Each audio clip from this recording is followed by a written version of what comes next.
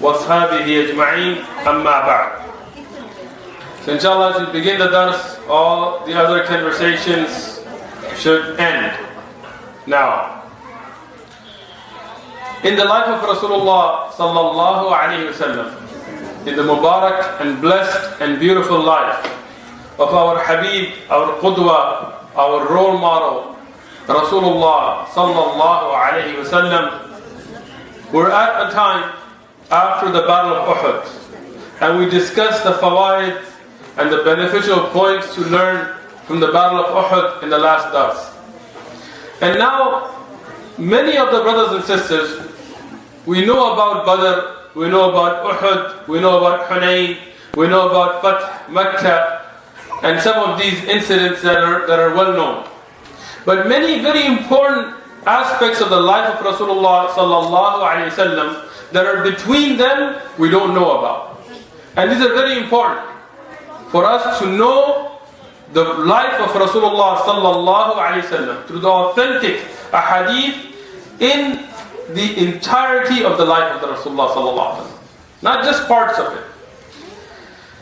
So in the Battle of Uhud, we discussed the end of it and the shuhada, and how Rasulullah sallallahu alaihi wasallam, even after Uhud, is ordered by Allah subhanahu wa ta'ala, and he takes the Sahaba, and he goes and chases the Quraysh.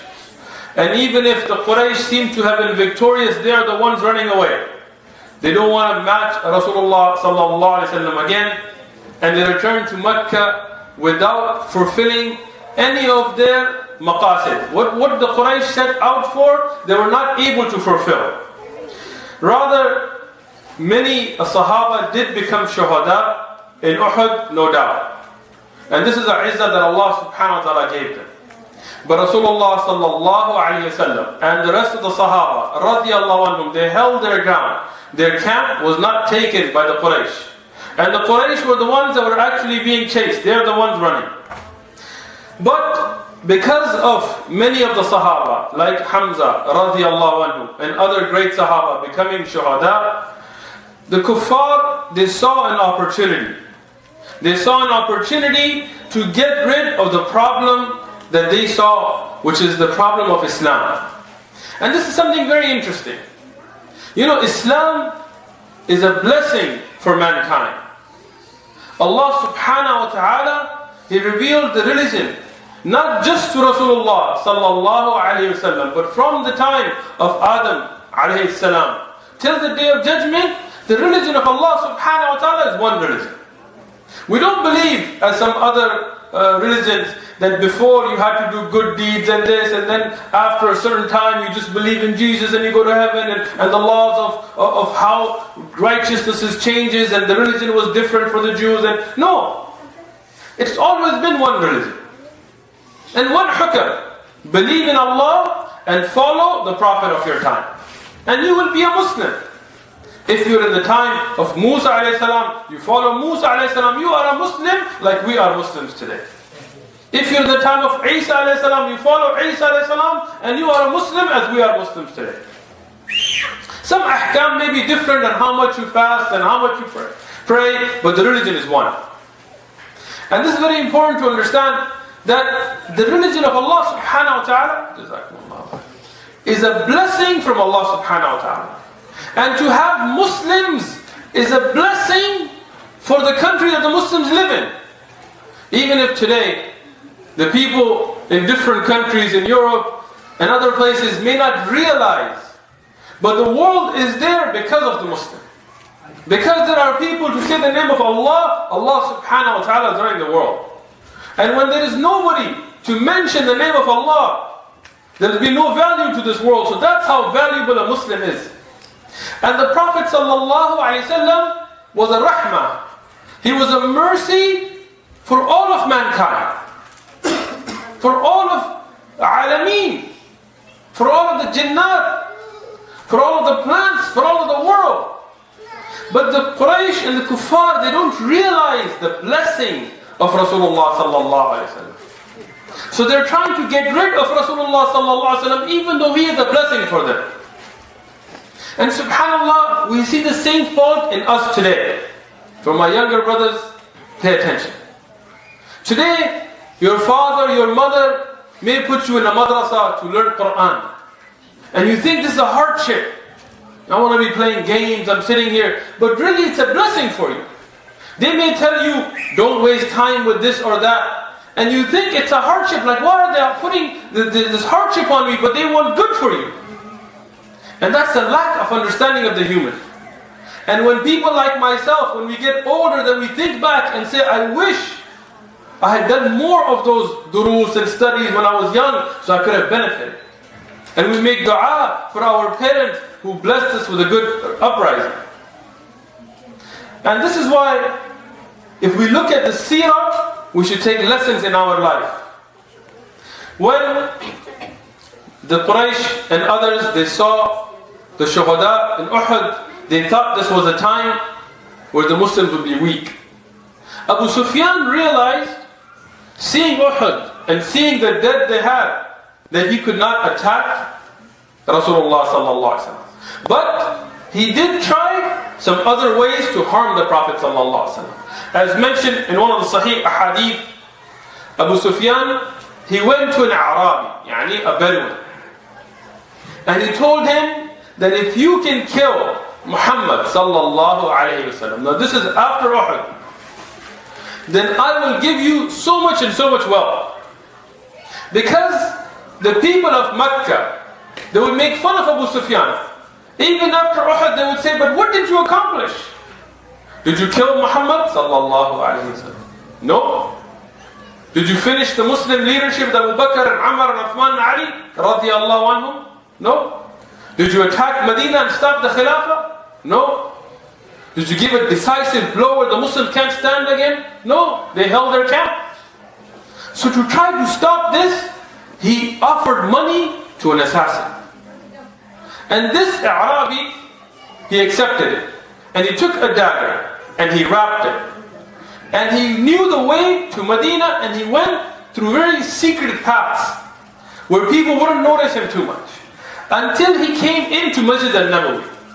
And he saw Rasulullah sallallahu alaihi wasallam. And now he's not carrying a sword. As Ibn Hajar mentioned, it wasn't something apparent that he was armed. Because a sword you can see, but a dagger it's hidden. And in the loose clothing of the Bedouins, it wasn't visible. But Rasulullah sallallahu alaihi wasallam, from his farasa, from his foresight, when he saw him, he told the Sahaba, this man is here for evil. But the Bedouin, he came speaking good words, and he told the Prophet sallallahu alaihi wasallam, I want to ask you some questions. And he came very close to Rasulullah sallallahu alaihi wasallam, to the ear of Rasulullah sallallahu alaihi wasallam, in order to stab him. But here, the Sahaba radiallahu anhu, and as Ibn Hajar says, it was Abdullah ibn Unais, and we'll discuss him more in this dars today. They grabbed him out of love for Rasulullah sallallahu alaihi wasallam, and out of having that warning. And they told him that he is our teacher. This is our teacher.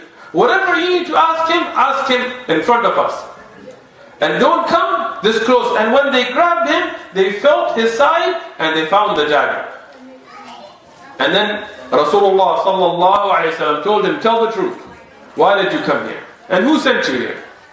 And that Bedouin, he admitted it.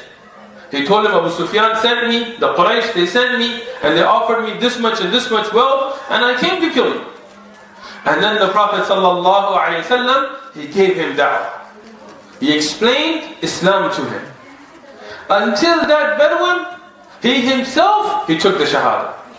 He bore witness, Ashhadu an la ilaha illallah, wa ashhadu anna Muhammad Rasulullah. And he became a Muslim himself, and he gave all the news about the Quraysh that he knew to Rasulullah sallallahu alaihi wasallam. And this is one of the events after Uhud. The other, which is very close to Uhud, is there is a Qabila.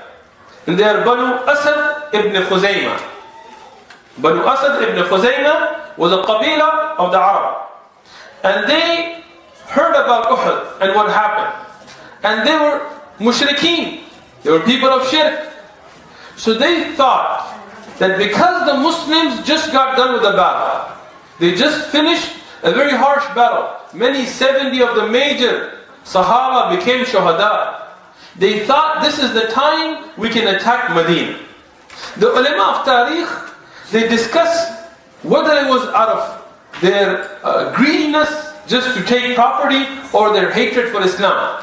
But either way, as Ibn al-Qayyim al-Jawziyah and Zad al-Ma'ad and al-Mubarakpuri and al-Rahib al-Makhtum, they discuss that this Qabila, Banu Asad ibn Khuzaymah, they made a plan to attack Medina. And they started to collect men from the Arab, offering them wealth, offering them the spoils of war, and telling them about Islam, spreading false rumors about Islam to gather them to attack Medina. And now the Sahaba radiallahu anhum, they still have their wounds. They're still bleeding from their wounds. Rasulullah sallallahu alayhi wasallam is still injured himself with his wounds. But at that time, because of the intelligence gathering of Rasulullah sallallahu alayhi wasallam, and this is very important, one of the things in Seerah we learn is the military intelligence of the Prophet sallallahu alayhi wasallam. That he had people out, he would get news, he had spies, he had this network. It is not like what we think nowadays, as if everything was through wahi. And why? Because to teach us how to do it. If every battle was victory, everything through was wahi, then how would we learn, when there is no more wahi, how to deal with these situations? And there is a lot of fiqh of jihad that we will talk about here today.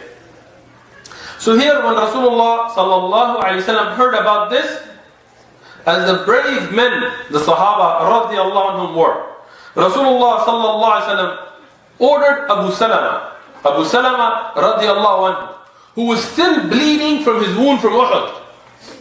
As Ibn Kathir mentions in Al-Bidayah, discussing the life of Abu Salama, that he still had blood flowing from his body, from Uhud. But Rasulullah sallallahu alaihi wasallam orders him to take 150 men and go to Banu Asad and face them. Subhanallah, look at the bravery of the Sahaba. And this is Sahih Hadith. Look at the bravery. They didn't say, "Oh Rasulullah sallallahu alayhi wa sallam, we just got through fighting in Uhud. I'm still bleeding. I'm still hurt. Send somebody else." No. Like today, this should be our methodology, our way. That when we are ordered something for the sake of Allah, we do it. Not make excuses. But this is the way of the Sahaba. Abu Salama, he still has his wound that he's bleeding from. He gets up, obeying Rasulullah sallallahu alayhi wasallam, takes 150 of the Sahaba and he goes out. And he gets to the place where Banu Asad ibn Khuzaymah were gathering the people. And they come in force. And when Banu Asad sees them, even though they had more people, they run away. They run away, leaving everything there. And here, Abu Salama, he takes their cattle that is there as ghanima. And there is an important point in fiqh.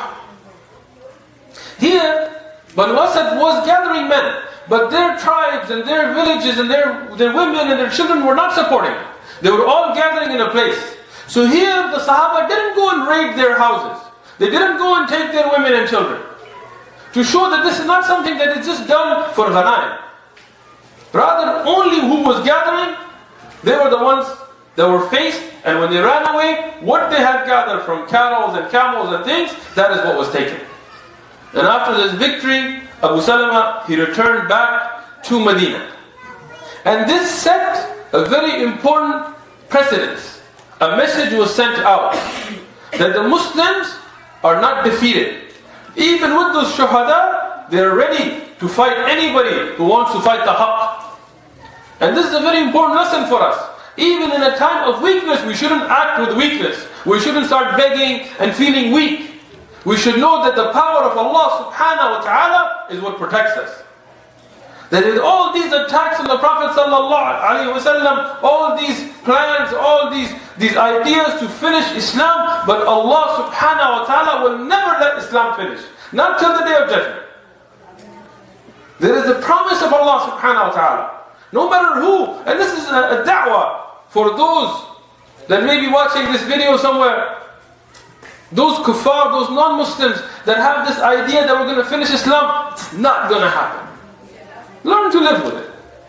Learn to build bridges and understanding and don't think you're going to finish Islam. It's not going to happen. Fir'aun couldn't do it. Qarun couldn't do it. Quraysh couldn't do it. The communists couldn't do it. The British couldn't do it. It's not going to happen.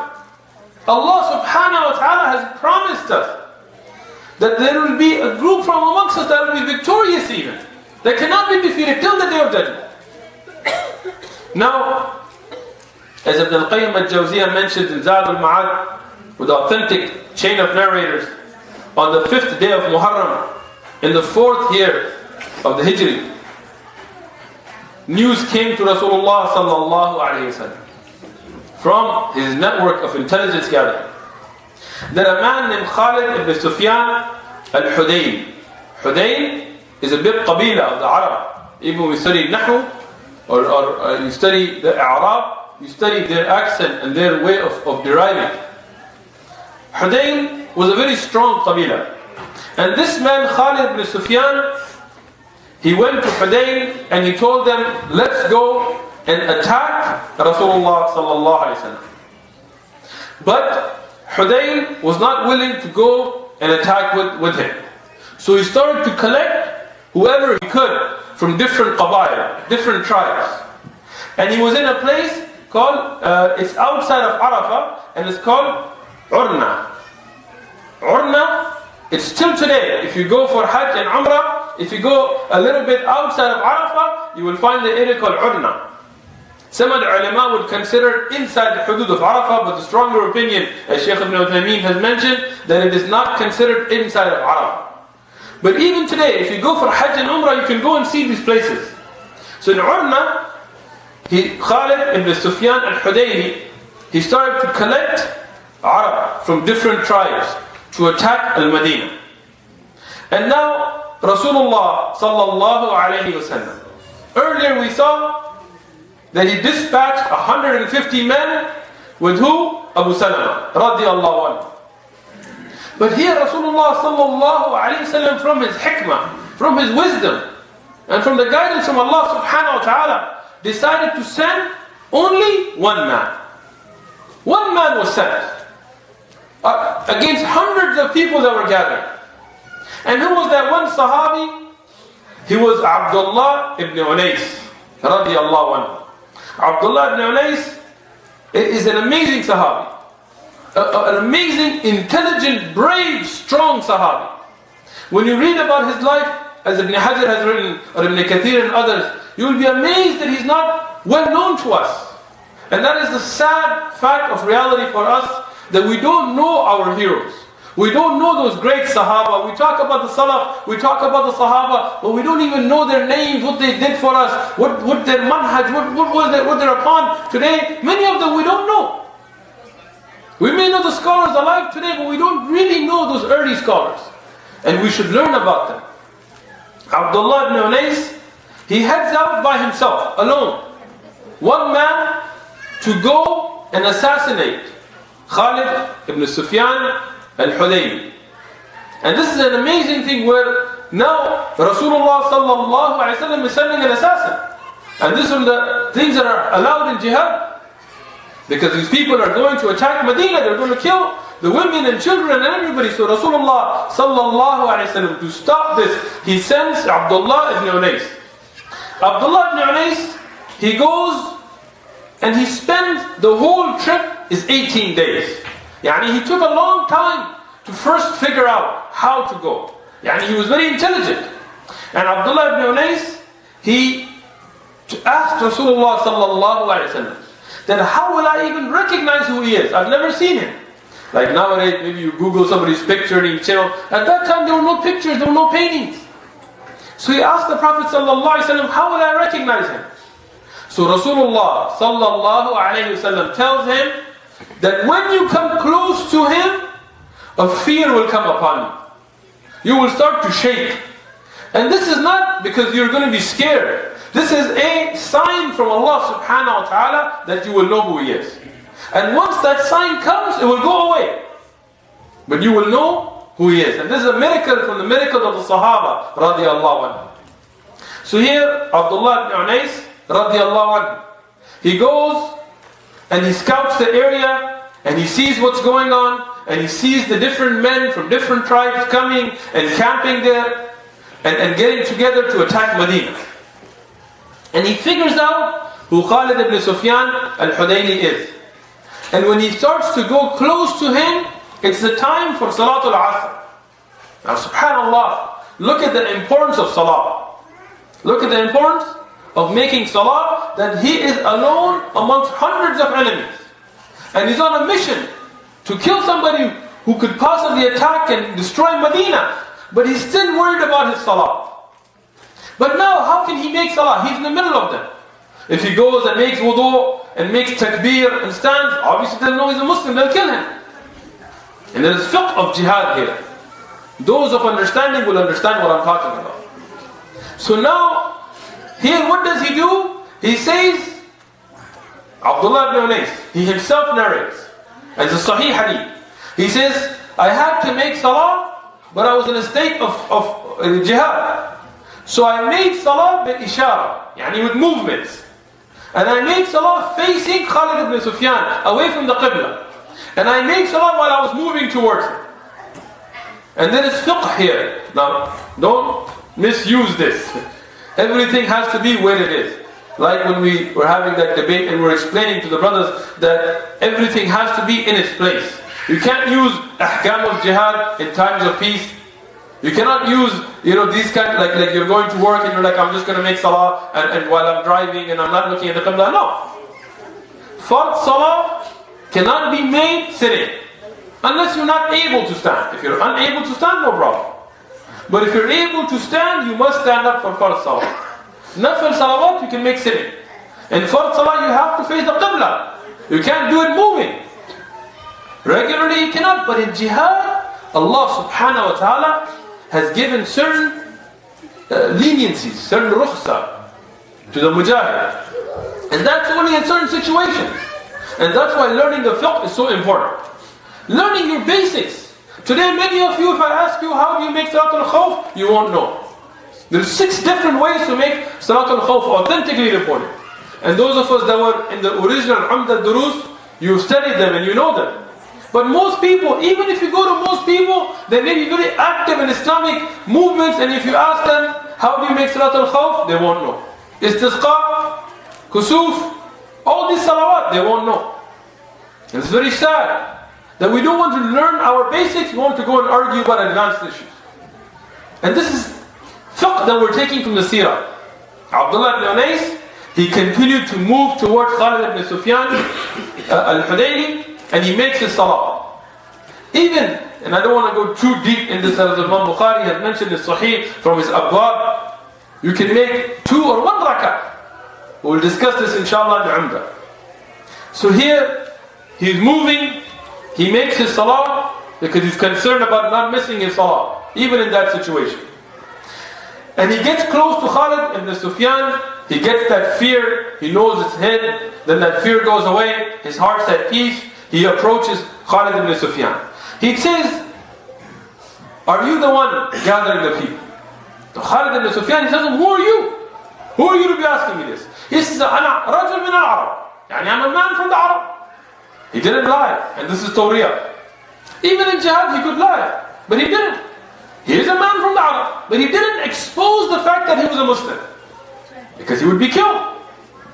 So here he doesn't say that. He says, I'm a man from the Arab. So here Khalid ibn Sufyan, he tells him that I am the one. He admits to him. So he confirms it's him that is gathering. And Abdullah ibn Unais pretends to be interested in joining him. So now Khalid ibn Sufyan sees him as a strong man. Abdullah ibn Unais, he was strong physically. And he had a very strong nature. There was ru'b, like he had an awe that would impress people. So he starts to take him to walk in with him. And Abdullah ibn Unais, he continues to walk with him until he gets an opportunity away from the people. And Khalid ibn Sufyan al-Hudayli was setting up the camp for women, because they used to take their women to dance and things like this. This is the way of the kuffar, not the way of the Muslims who have music and things. No. But this is what they would do. So this is the area he was in. So when he moves away, and Abdullah ibn Unais has the chance, he takes out his sword and strikes his neck. He hits his neck. And he remembered that Rasulullah sallallahu alayhi wa sallam instructed him to bring back the head of Khalid ibn Sufyan al-Hudayli. So he strikes his neck again and again until his head comes clear off. And he takes his shawl, the sadar, the big cloth that people have. The Sahaba used to wear this. He takes it and he wraps up the head of Khalid ibn Sufyan al-Hudayli in it, and he immediately starts to move away. And Abdullah ibn Unais radiallahu anhu, he says in the Sahih Hadith, that I could hear when I was moving away that the women there had seen his body and started to make a fuss. But I calmly, because he had no fear on him, he calmly just walked away and got to Medina. Subhanallah, after spending 18 days on this mission, he got back to Medina. And he presented the head of Khalid ibn Sufyan al-Hudayli to Rasulullah sallallahu alayhi wa sallam. And Rasulullah sallallahu alayhi wa sallam became happy at this. And he gave him a stick. The walking stick, we call it a staff in English, the asa. He gave him a staff as a prize, as a show of the joy and happiness of Rasulullah sallallahu alayhi wasallam for this. And there is a lesson for our cowardly brothers today. And unfortunately there is more than we'd like to think. Who today, when a kafir dies, a zalim, a mushrik who hates Muslims, you go and you want to make janazah on him. Ali al-Jifri, where you at? We want to go to the head of the Coptics who hates Islam, who talks bad about the Prophet ﷺ, and you want to go make janazah on him. What happened to your ghira? What happened to your manlyhood? Look at the Sahaba. Look, if a kafir dies without Islam, Rasulullah ﷺ would be sad about this. As we see from many other hadith, because he wanted everybody to go to Jannah. But if he is a kafir of darar, of harm, a zalim, who is attacking and killing and massacring Muslims, then his death is a joy to us. As it was to Rasulullah sallallahu alaihi wasallam, who became happy at this and gave him the staff. Abdullah ibn Unais radiallahu anhu, when he got the staff from him, he came back to Rasulullah sallallahu alaihi wasallam and he asked that, what is this for? Like he loved it, but he wanted to know. This is a Sahih Hadith.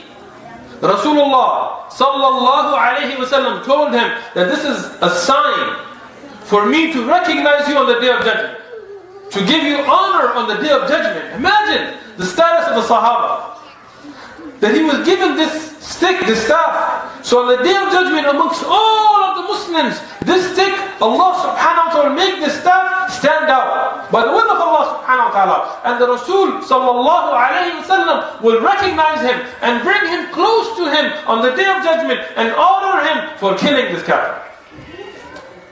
And he's given this asa. And as Ibn Hajar al-Asqalani, he mentions that when Abdullah ibn Unais radiallahu anhu, who lived a very long life, when he died, or when he was about to die, he ordered the people to bury that staff with him in his grave. So when he's raised on the Day of Judgment, he will have it in his hand. Radiallahu anhu. After this, all of those people that had gathered behind Khalid ibn Sufyan al-Hudayli to attack Medina, they scattered. They scattered. When the head is cut, that snake, it can't do anything anymore. And Rasulullah sallallahu alaihi wasallam has taught us a lesson in jihad here. And here we see the death of this one kafir prevented the massacre of so many Muslims. Rasulullah sallallahu alaihi wasallam, he would show the most mercy. He would love for people to be guided. But when somebody is bent on destroying Islam, they know about Islam, they know about Quran, but they are there, then stopping that harm takes precedence. The next incident that happened, and this is something that was a very difficult thing for me to even read and not feel that emotion. And I hope that Allah subhanahu wa ta'ala opens our hearts to being touched by the seerah of Rasulullah sallallahu alaihi wasallam. Is an incident when two of the tribes, Adala and Qara, We find in some of the books, like Al-Rahiq Al-Makhtoum, in the English translation, they put udala. But when I looked in the actual books, like Ibn Hisham and Ibn Ishaq, and I'm looking at the original text, it's bil-fatha al-ayn. Adala and Qara. These were two tribes that were not very strong tribes, but they had a great hatred for Islam. These two tribes had a hatred for Islam, but they weren't strong enough to take on the Muslims. Even though the Muslims have just suffered in Uhud and they're small in number, but Allah subhanahu wa ta'ala put that ru'b, put that awe, put that honor, that the people, they took a fear from the Muslims. They couldn't do something wrong in front of the Muslims. So these two tribes, Adala and Qara, they went to Al-Hudayl, to the big tribe of Hudayl. And they told Hudayl that Khalid bin Sufyan al-Hudayli has just been killed by the Muslims. Come with us, and you are a huge tribe. Hudayl was a huge tribe, and will attack Medina. But the leaders of Hudayl, they said, if one man, and look at the hikmah of Rasulullah sallallahu alayhi wasallam of sending Abdullah bin Unais alone, radiyallahu anhu. He said, if one man can come in the middle of us, and he can come and cut off the head of one of our leaders amongst us and take it back to Medina, imagine how much 10, 100 of them can do. We're not going to attack Medina. Hudayl, they said, we're not attacking Medina. He said, but he told them that we'll make a deal. If the Muslims attack you in your area, we'll fight with you. So here, Adala and Qara, what did they do? They made a trick, a plot, makr, a plan. They said, we will go and attack a Muslim or harm a Muslim. And we will draw the Muslims out so that Hudayl can get involved and they'll kill the Muslims. And subhanAllah, you look at the kuffar here, why don't they just leave the Muslims alone? Like the people from Medina aren't coming out and attacking them. They're not going out and harming anybody. They just want to worship Allah subhanahu wa ta'ala. Different tribes in different areas, they're just bent on destroying the Muslims for what? Just because they believe in Allah? So these two tribes, they hatch a plan. And they go to Medina. And they tell the Prophet sallallahu alaihi wasallam that we have many people that have become Muslim. And this was a lie. And they said that we have many more people that are interested in Islam. So send us a group of your knowledgeable people. And you will allow them to teach us and give da'wah. And many people become Muslim. And there is a lot of fiqh we can derive from here. And there's points in aqidah we can derive from here. Now these people are lying, but the Prophet ﷺ doesn't know this. So that tells you Rasul ﷺ doesn't have ilm al-ghayb illa what masha'Allah. Yani except what Allah subhanahu wa ta'ala gives him. So whatever Allah subhanahu wa ta'ala exposed to the unknown as a miracle to the Prophet ﷺ, Allah subhanahu wa ta'ala exposed it. But as some of the people of bid'ah, they feel that Rasulullah ﷺ knew everything of the ghayb. This is against the aqidah of Islam. Because here in the Sahih Hadith, and this is in Al-Bukhari, a part of the Hadith, it's in Sahih Al-Bukhari. The longer versions are also mentioned by Ibn Hisham, Ibn Ishaq, by Ibn Al-Qayyim, in Zad al-Ma'ad, and it's a Sahih, no doubt, authenticity of this Hadith. So here, if the Rasul ﷺ knew the unknown or the ghayb, mutlaqan, then he would have known they were lying. But he didn't. Many times Allah subhanahu wa ta'ala brought news to him, but that's from Allah subhanahu wa ta'ala. Here Allah subhanahu wa ta'ala chose not to, and there's hikmah in that. That's one thing in aqidah. The Rasul does not have all of the ilm al-ghayb, except as a mu'jiza that Allah subhanahu wa ta'ala exposes to him. The second point is the hirs for da'wah. Like Rasulullah sallallahu alaihi wasallam, he loved for the people to be guided. And he had this love for that. That here, and this will not happen just once. Many times in Seerat, this type of incident will happen, as the 70 Qur'an will discuss later. The Rasul would send his ashab, in a form of a group, he would assign an amir to go and teach Muslims who had entered Islam, and to go give da'wah to the non-Muslims who wanted to know about Islam. He would make such a group for da'wah. Now here they're not being sent for jihad. They're not going to fight. They're going for da'wah. And this is something proven from the sunnah as well. So here Rasulullah sallallahu alayhi wa sallam, he sends 10 of his ashab. Now if you look in the books of Seerat, most of them they will mention 6. But those asanid are weaker. The stronger asanid. And what we find from Al-Bukhari and others is that there were 10. And you will see when we discuss the number of them that the 10, even though if you look up most of the books of Seerah, you will, like Ibn Sa'ad and others, they will mention 6. But look at the asanid, the sanad, and you will find the stronger narration is that there were 10. And Rasulullah sallallahu alaihi wasallam takes 10 of his ashab, and they were knowledgeable. And he sends them with 3 maqasid, 3 goals. One, to teach those that had become Muslim. Even though there really weren't any, it was a trick.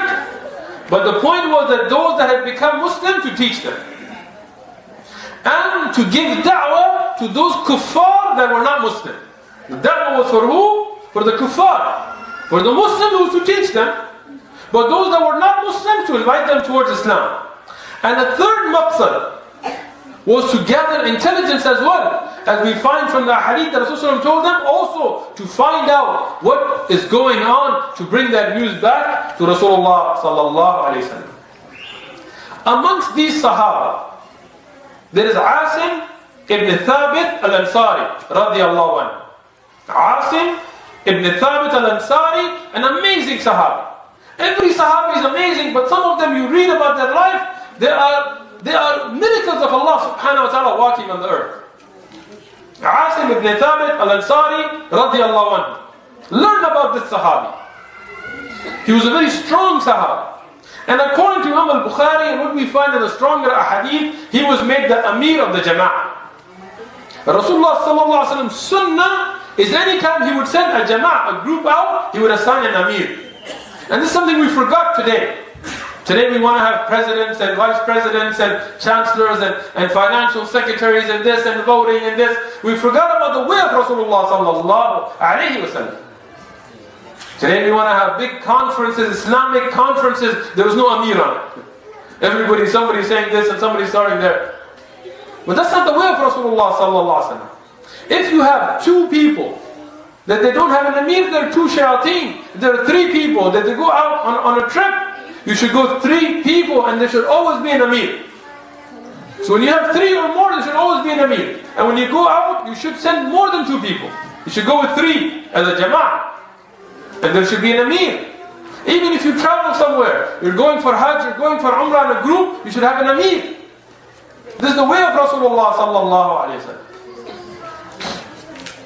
Here 𝐒𝐮 ibn Thabit al-Ansari, and with him is Marthad ibn Abi Marthad al-Ghunari, with him Khalid ibn Bakr al-Laythi, with him Abdullah ibn Tariq, with him Zayd al-Dithanai, with him Khubayb ibn Ali. Khubayb, not Khubbab, that's another Sahabi. This is Khubayb ibn Ali radiyallahu anhu.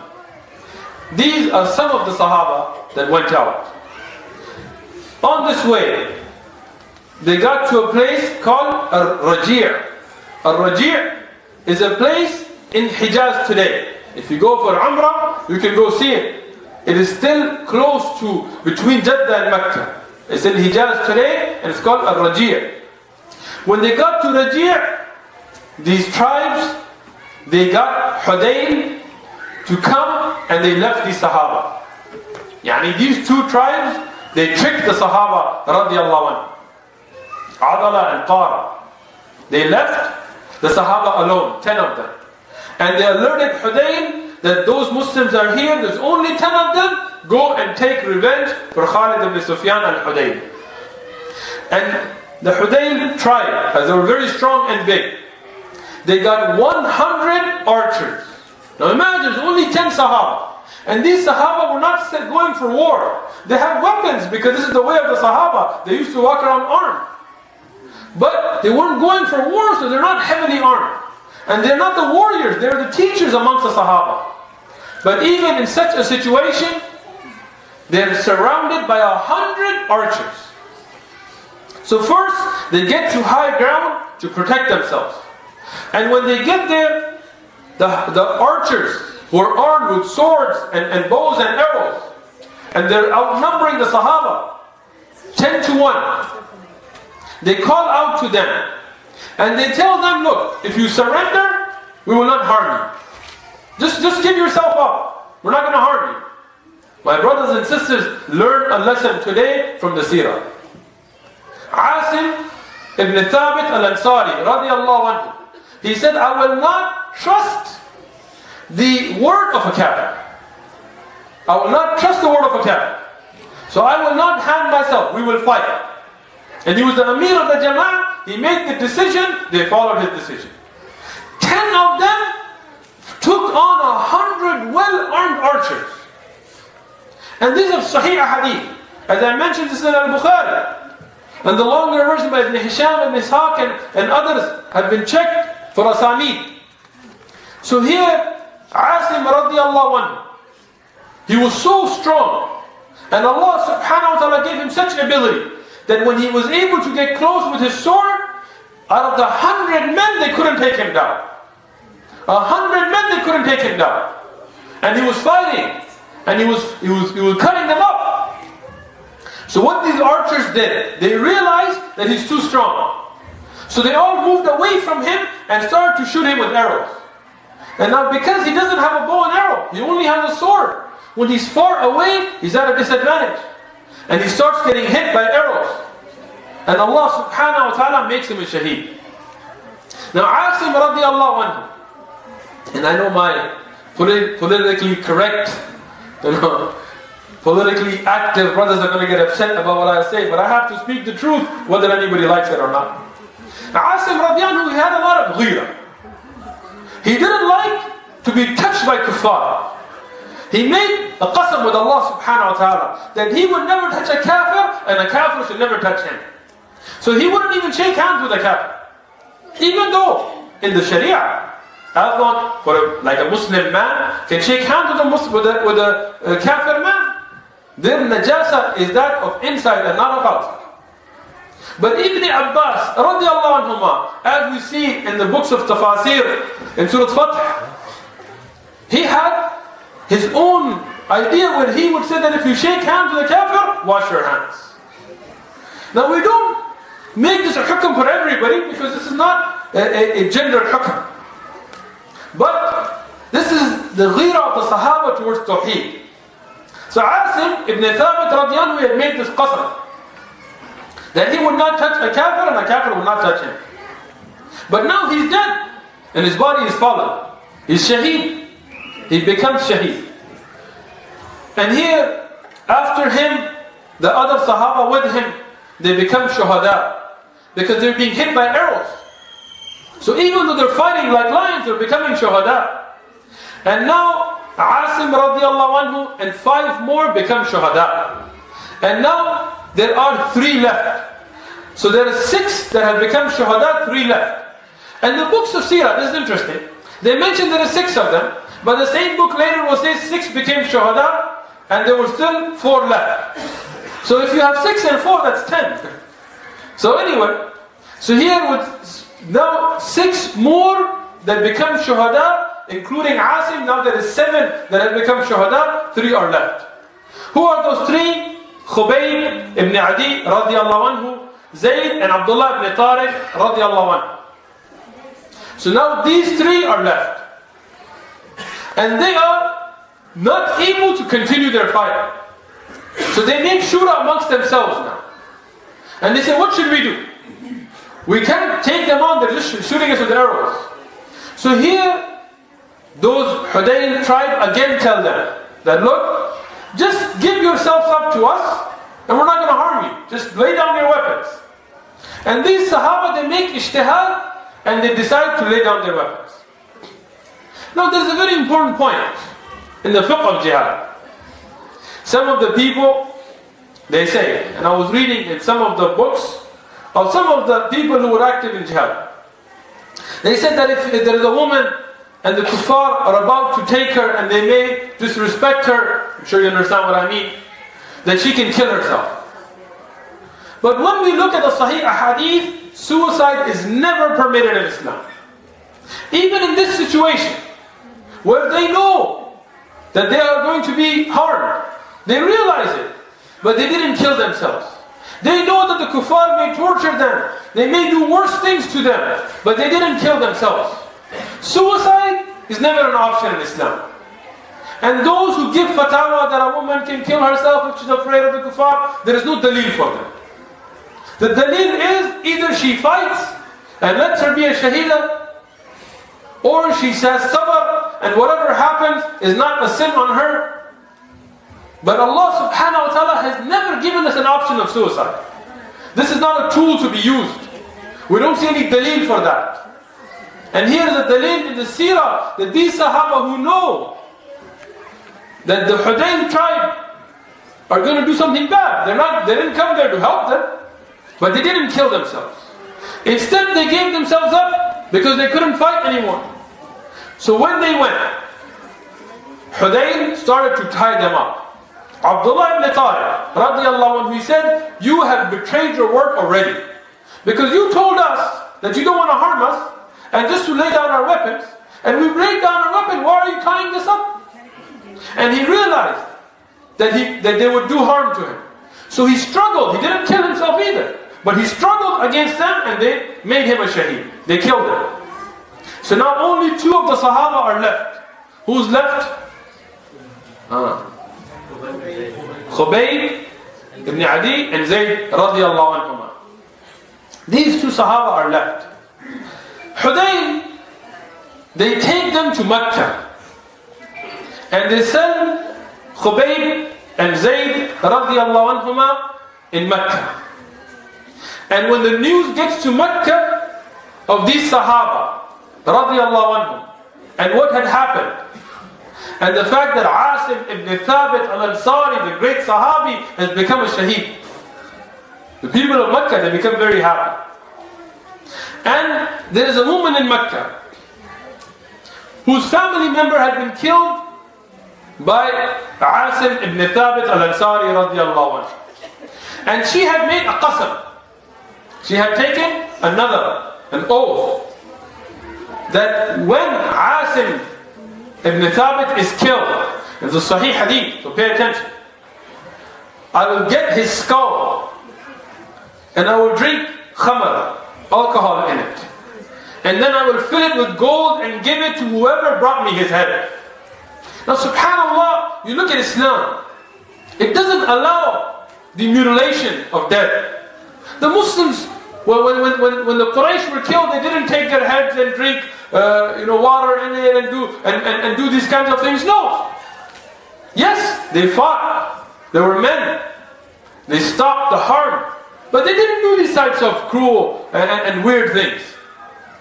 Or they do these kinds of things. So she said, she made another. She said that the head of 𝐻𝐭 ibn Thabit will be brought to me.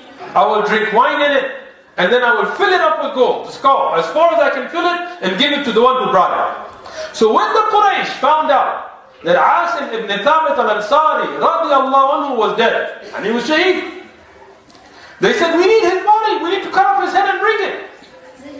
So they sent out groups of the Quraysh to get his head. These are Sahih Ahadith, pay attention. So when they went out, and they found the body, because Hudayn didn't know about the qasam, so they just left the body. And it wasn't buried, there was no Muslims. So when they found it, they went towards it, and Allah subhanahu wa ta'ala, He brought hornets. Hornets, wasps. Those groups of hornets came and defended the body of 𝐻𝐭 radiallahu anhu. Why? Because the qasam that he had taken, and Allah subhanahu wa ta'ala fulfilled his qasam in life and in death. He had made an oath. So Allah subhanahu wa ta'ala fulfilled his oath. And hornets came and attacked the Quraysh. This is history. So the Quraysh, when they saw this, they should have learned a lesson, but they didn't. SubhanAllah, sometimes miracles come in front of people's eyes, but they don't learn a lesson. They said, we'll wait for night. Because hornets, they go back to their hives at night. So when they go back to their hives, we will then take the body. They said, it's just hornets. They didn't realize the power of Allah subhanahu wa ta'ala. And the soldiers of Allah and the armies of Allah are many. It's not just the believing men that are the soldiers of Allah. Allah subhanahu wa ta'ala has so many soldiers, so many armies. So here when night came and the hornets were gone, the Quraysh again tried to go to the body of 𝐻𝐴𝐮 ibn Thabit al-Ansari radiallahu anhu. And Allah subhanahu wa ta'ala brought rain. A soldier, an army from the armies of Allah, he brought rain, and rain started to flood, and floods and waves of water in the middle of a desert came and it pushed the Quraysh back. And the Quraysh, they were saying, we were swimming, we were trying to reach the body, and waves of water would come, and we couldn't understand how that much rain can come. SubhanAllah, I said, we couldn't understand. We're not close to a river, we're not by a well, we're not by an ocean. How can so much rain come that waves of water were pushing us back? SubhanAllah, this is the power of Allah subhanahu wa ta'ala. And here, when waves of water, they pushed them back, the waves of water, they picked up the body of 𝐻𝐴𝐮 ibn Thabit al-Ansari and it took it away. So they never laid a finger on his body. Radiallahu anhu. Next, two of the Sahaba radiallahu anhum are left. One of them, it is Zayd, and one of them is Khubayb ibn Adi radiallahu anhu. It's a very important lesson that we will learn today about this. Sufyan ibn Umayyah, his father Umayyah had been killed in Badr, and he had this hatred for the Muslims. So when he got Hudayl with Zayd, he gave them money and he bought him to kill him. And Khubayb ibn Adi was also captured by the Quraysh, who bought him from Hudayl, and they tied him up in the house of one of the women from the Quraysh. And they tied him. Ibn Hajar al-Asqalani mentioned this in Al-Isaba, and many other ulama have mentioned in their respective books. Ibn Kathir has mentioned in Bidayah wa Nihaya. There is kalam, there is discussion on some of the asanid of these. But they give you an idea because there are many asanid that show this. They support each other. So as tariq, we will study it here. Khubayb ibn Adi radiallahu anhu, he was tied up, and they wanted to torture him. And they didn't just want to kill him, they wanted to crucify him. And they didn't have crosses. When we say crucify, they would take you out to a hot desert, and they would tie you with the trunk of a palm tree, and they would leave you there to die of thirst and hunger. So here, they didn't just want to kill him, they wanted to torture him. Khubayb radiallahu anhu, he was tied up as a prisoner inside of a house. And when this woman, who herself later becomes a Muslimah, she narrates a hadith herself that why did she become a Muslimah? She said, I would come to the house where he was in prison, and Khubayb bin Adi had no family or friends in Mecca, and nobody was allowed to come close to him. He would have fruits, grapes, that were not even in season, that were not even in Mecca. SubhanAllah, he would have grapes and he would be eating them. And I would be shocked at how can this be? He's in prison. Nobody comes in and out. Nobody's even there to help him. And these grapes aren't even in season. They aren't even anywhere in Mecca. How can he have them? And according to many of the ulama, this happened repeatedly. Allah subhanahu wa ta'ala, He gives His awliya. And these are the true awliya. The Sahaba radiallahu anhu. He would give him from the fruits of Jannah. There is ghasil al-malaika. We'll talk about dafeen al-malaika today. So he would get grapes and he would get fruits from Allah subhanahu wa ta'ala in a place where it was impossible. And this was the miracle, the karamat of the Sahaba radiallahu anhu. As Ibn Hajar and Ibn Kathir and others have mentioned. And when he was to be killed, he was to be taken out, he asked the lady for a knife. Why? He said, I want to meet my Rabb subhanahu wa ta'ala in the best way. So my body hair, yani the hair on the armpits and that of the privates, which needs to be removed, has grown because he was tied up. And I want to cleanse myself and make myself go in front of my Rabb in the best way. SubhanAllah, he's not worried about his life, he's not worried about children and family and the luxuries and pleasures of life, and I will never see the sun again or this. No, he's looking forward to meeting his Rabb, but he wants to present himself in the best way. And this shows the importance of fitrah. And those sunnah and fitrah, like taking away the hair in the armpits and the privates and cleansing. From a hadith in al-Bukhari, it shows that the best thing is to do it every week on Jum'ah. But at minimum, you should not let 40 days pass with that hair uncut. And many Muslims today, they have big armpit hairs and hairs is growing and they're not worried. But look at the Sahaba, look at the importance of these things. Even at the time of being killed, they're worried about this. Because these are orders. This is the way of fitrah. To trim the mustache. Many Muslims today, we have this big fat mustaches, no beards. This is not the way of Rasulullah sallallahu alaihi wasallam. This is against the fitrah. How do you want to go in front of your Rabb subhanahu wa ta'ala like this? Look at this way of the Sahabi. He takes off the hair and he cleanses himself. And he has a knife. And he knows he's going to be crucified. He knows he's going to be tortured. He knows that it's going to be a painful death. But does he kill himself? No. He has a knife, he can do it. But he doesn't. Because suicide is not allowed in Islam. At this time, as this woman herself narrates, one of the little children of the Quraysh, yani children are on fitrah, but he's one of the children of the mushrikeen, yani he's the child of a mushrik. This little child playing, he runs and sits next to him. Now, think about it. Everybody attentive? He has a knife.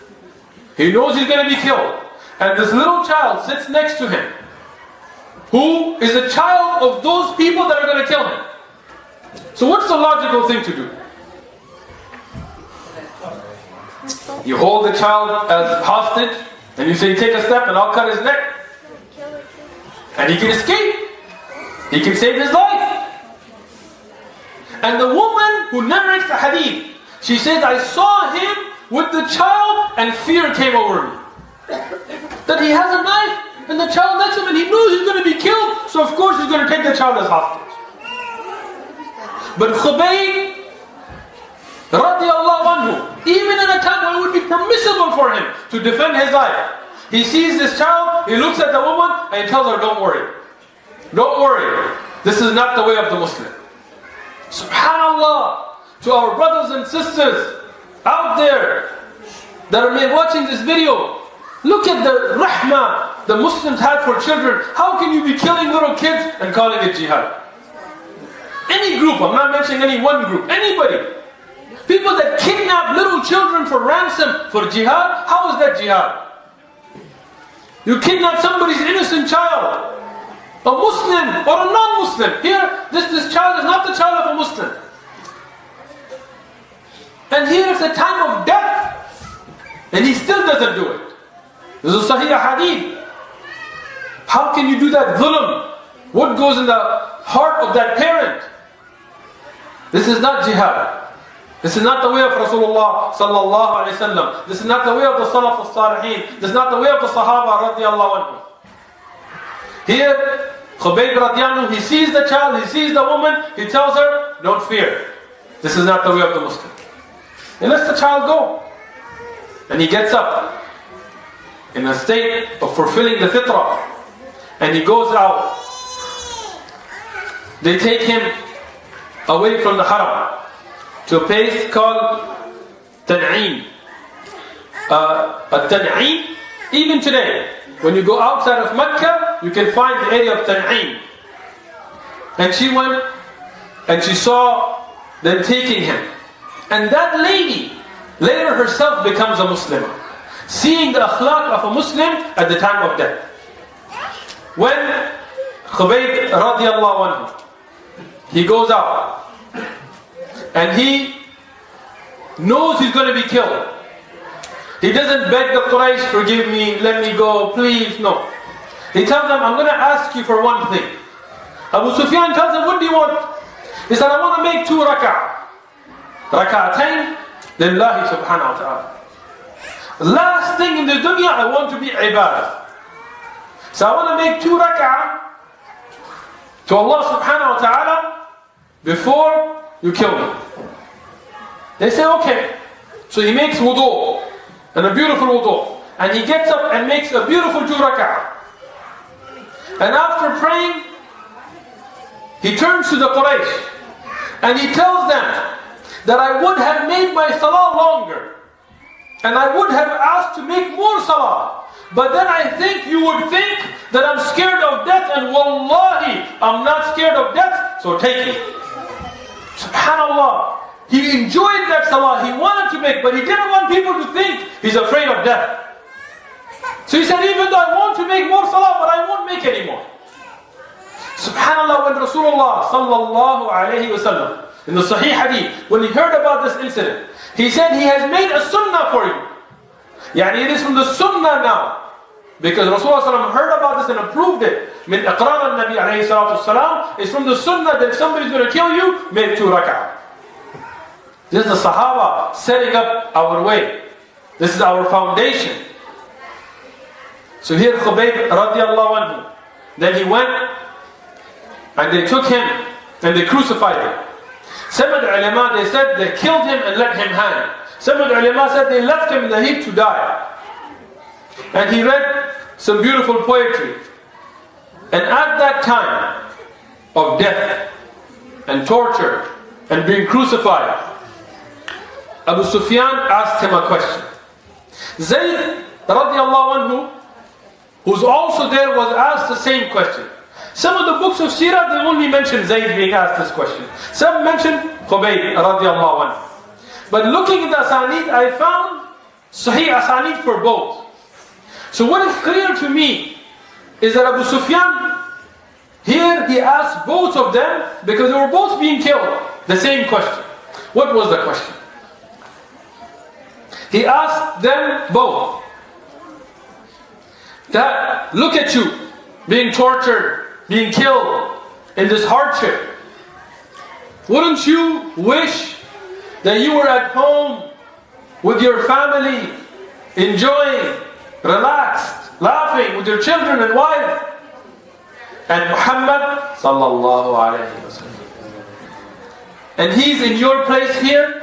Don't you wish he was here and you were at home enjoying? You know, today, if somebody sends us on a responsibility, let's say you have an Amir and he tells you to go do something, masjid, the Imam of a masjid, or you're a Sheikh in ilm, and some hardship comes on you, you're like, man, he should have done it himself. I wish he was here. This is how we think. But look at the Sahaba radiallahu anhum. Both Zayd and Khubayb radiallahu anhuma, they gave the same answer.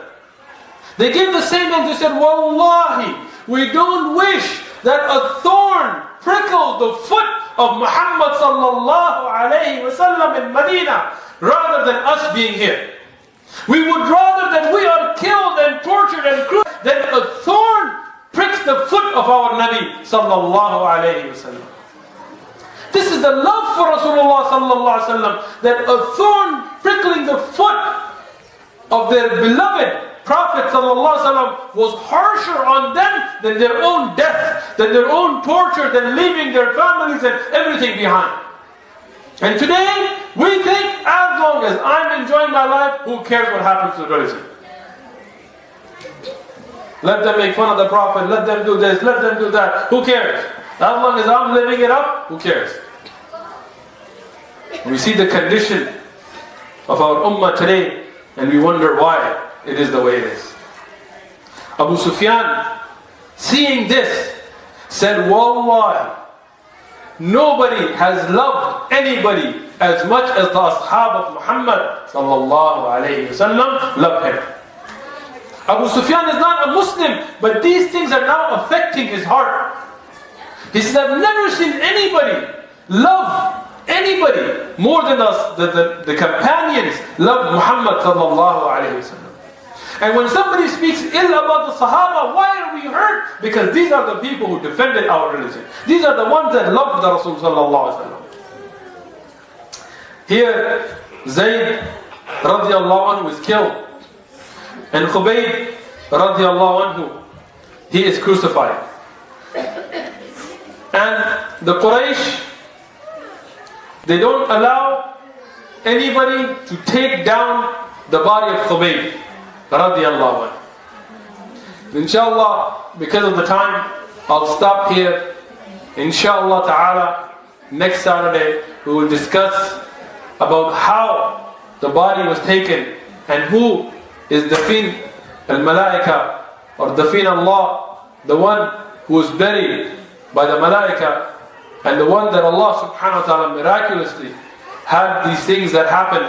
Inshallah ta'ala, we'll discuss that next week, and incidents that are coming up, even though I'm ready. But due to the time, I'm going to stop, and we'll give 5 minutes before the next dars begins, inshallah ta'ala. Jazakumullahu khair. ففروا